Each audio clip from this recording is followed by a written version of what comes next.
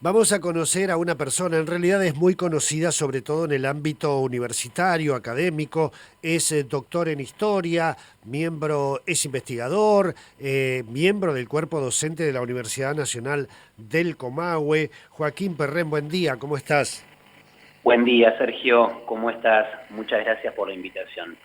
Joaquín, nos permite abrir una ventanita en el medio de estos temas que nos preocupan, como el agua, el coronavirus, las medidas de fuerza que llevan a cabo autoconvocados de salud pública, para hablar de un tema que no siempre está en superficie y es cómo se fue instalando y diagramando un sector de pobreza en nuestra ciudad de Neuquén, que creo yo debe responder también a patrones similares en otros puntos del país, ¿verdad?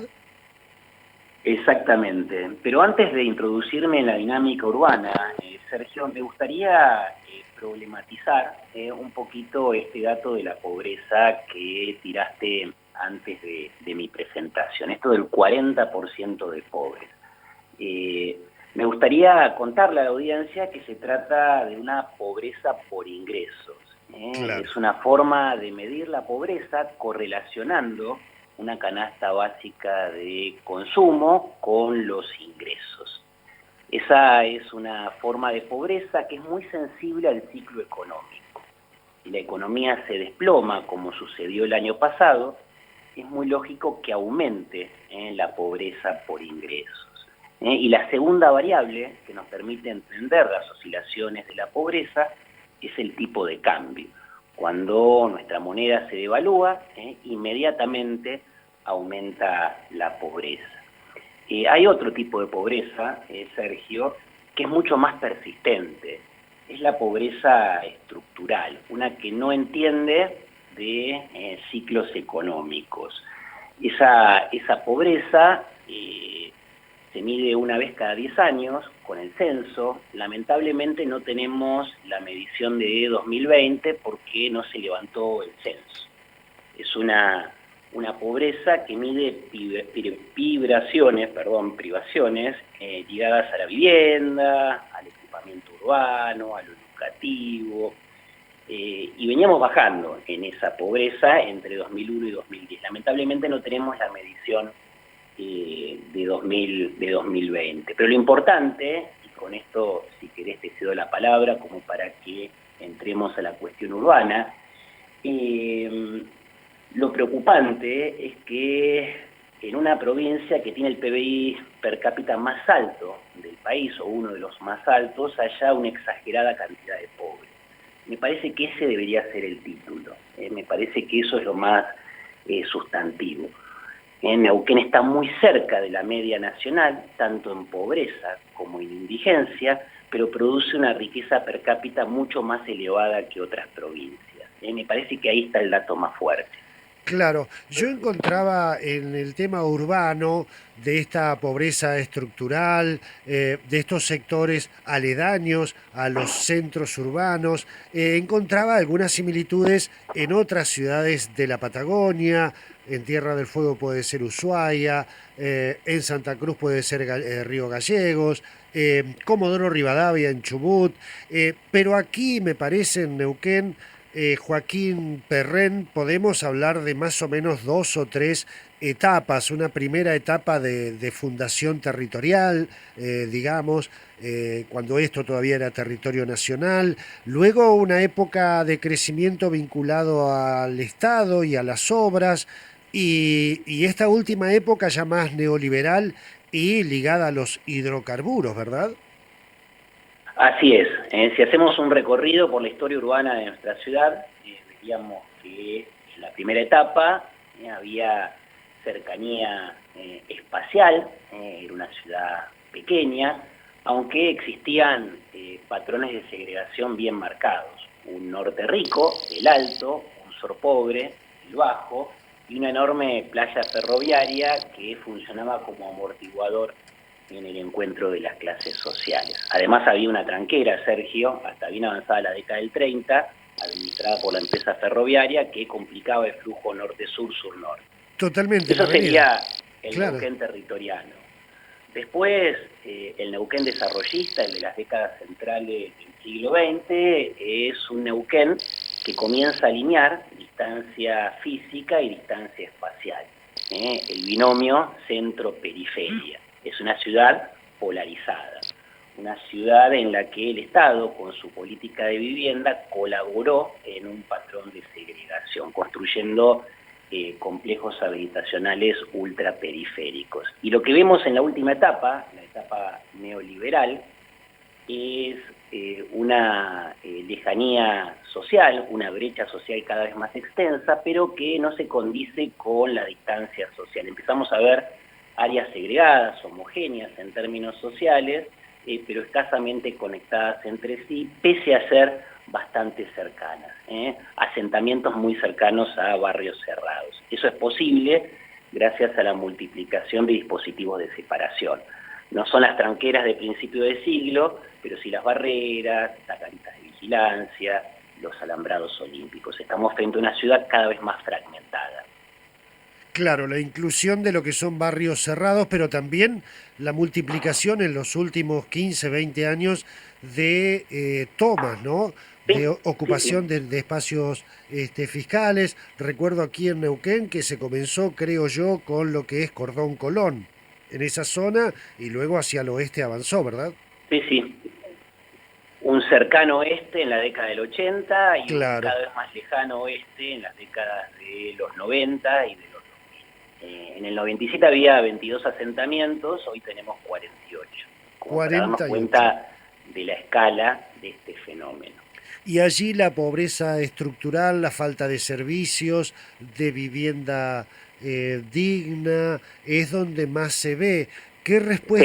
¿Qué respuestas ha tenido el Estado, Joaquín, más allá de alguna ola de asistencia social inmediata, también con algún objetivo inmediato, ¿no? Ahí lo que te propongo es contarte algunos datos que manejamos. A ver, Nosotros calculamos la calidad de vida, que sería lo contrario a la pobreza estructural, como para entrarle a esta cuestión.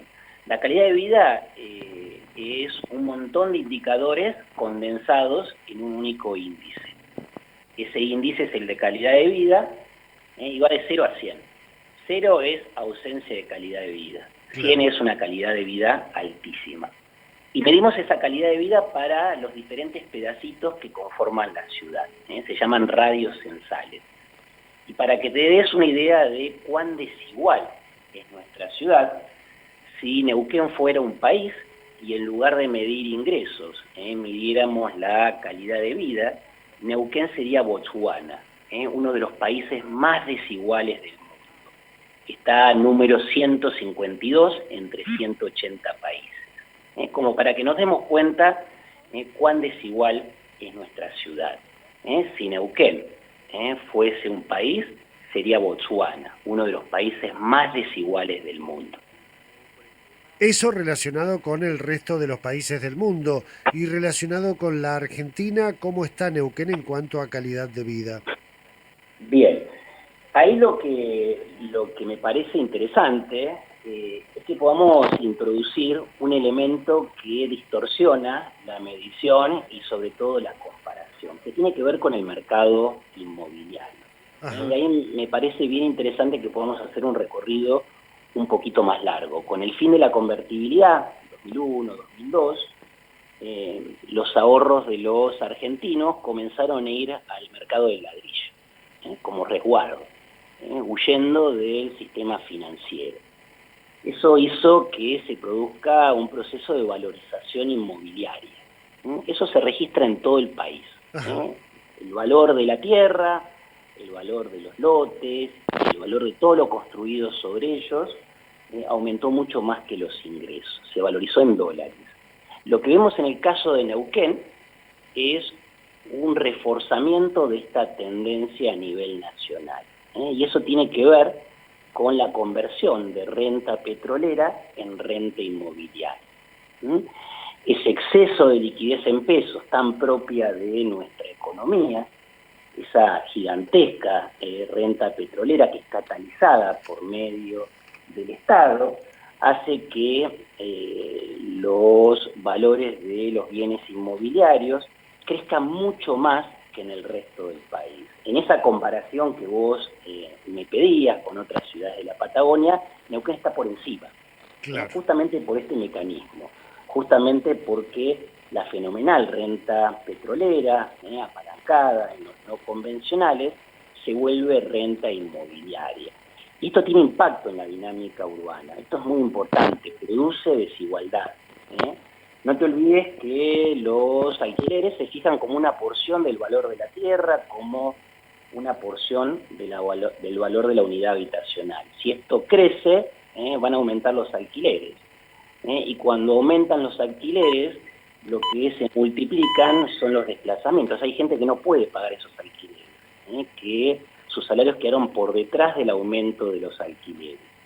Y esto produce que algunos cuadrantes de la ciudad, sobre todo el centro, el corredor del lugar Doctor Ramón, se vayan elitizando. Claro, Que claro. cada vez alberguen a población de mayores ingresos. Y esa gente que no puede acceder a la vivienda en el centro, termina por vivir en las orillas de la ciudad o inclusive en ciudades aledañas. Entonces, Claro. junto a esta segregación, justo a esta elitización, lo que vemos es un crecimiento hacia afuera, un crecimiento centrífugo que hace que los servicios lleguen tarde, lleguen mal y sean relativamente caros. Hace que la ciudad sea ineficiente en términos de provisión de servicios. Es decir, lo que vemos en el mercado inmobiliario, particularmente en el mercado de alquileres, produce desigualdad, elitiza determinadas áreas de nuestra ciudad y exagera los límites de la mancha urbana. Totalmente, totalmente. Te estaba siguiendo en este relato que nos hacías y realmente uno va encontrando ejemplos cotidianos, normales, entre nuestra audiencia, entre nuestros afectos, de personas que son, entre comillas, expulsadas del mercado de alquileres del microcentro y van siendo desplazadas hacia la periferia o hacia ciudades vecinas. Joaquín, la última preguntita. Toda esta información, a partir de la investigación que llevan a cabo ustedes, que no es reciente, debe tener ya, creo que más de 20 años, ¿en algún momento el Estado municipal o provincial, para tomar algunas decisiones, ha tenido en cuenta el trabajo que hacen ustedes? Es la pregunta del millón, es la pregunta del millón, la que siempre nos pone en un lugar de incomodidad. Claro, Nosotros hace unos cuantos años venimos trabajando estos temas ligados a segregación, a desigualdad, hemos recibido el reconocimiento de CONICET con un financiamiento importante y estamos tendiendo puentes para que todo lo que producimos funcione como insumo para la toma de decisiones. Si todo lo que producimos no ayuda al diseño de políticas públicas, es poco importante lo que generamos. claro. Estamos teniendo puentes, nos cuesta como siempre, nos cuesta porque cuando nosotros proponemos captura de plusvalías, cuando nosotros proponemos que el Estado sea un vector clave en el mercado de alquileres y tenga un stock de vivienda, cuando decimos todas estas cosas, lesionamos intereses. O ponemos en riesgo determinadas rentas. Entonces, muchas veces lo que decimos es escuchado, pero rara vez se convierte en política pública, rara vez. Y eso vale tanto para la gestión municipal anterior como para la actual gestión municipal. Joaquín Perrén, doctor en Historia, miembro del cuerpo docente de la Universidad Nacional del Comahue, investigador también relacionado con el CONICET. Te agradezco mucho, a través tuyo un saludo para toda la gente que trabaja en este tipo de investigaciones y volveremos cada tanto para poner en superficie estos temas que no siempre están al alcance de la radio o de la televisión, Joaquín. Bueno, Sergio, muchísimas gracias por la invitación y quedo atento a cualquier nuevo llamado. Para Muchísimas nosotros gracias. es un placer poder transmitir, poder hablar de lo que investigamos. Muchísimas gracias.